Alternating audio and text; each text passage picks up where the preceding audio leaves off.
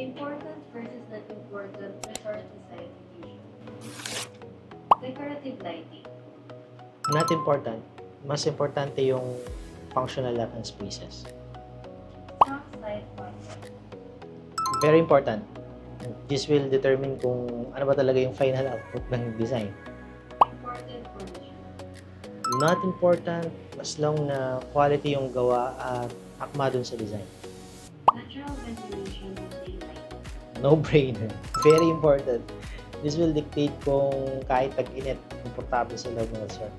Following design trends. Not important. Kung anong trending ngayon sa susunod na taon, malalaos din. Arrival sequence. Very important. Yung first 2 to 5 minutes ng flow will have an impact as an overall experience sa resort. Maximizing room cost. Not important if you sacrifice the spatial quality. Protecting view corridor. Very important. This will add an experience kahit wala sila sa loob ng kwarto kasi they feel connected. Landscaping and greenery. Important. This is how your space breathe, hindi lang sa natural air. Instagrammable photo spot. Not important. The overall environment can be the highlight.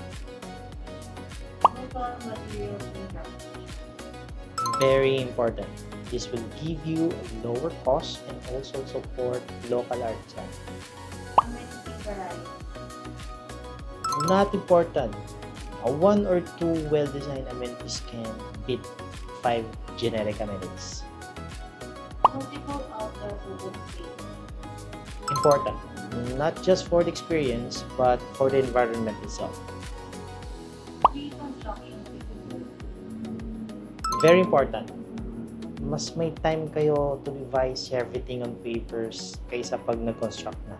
Meaning, mas makakatipid kayo. For more tips on smart property design, follow Architect Brendan and Rufa.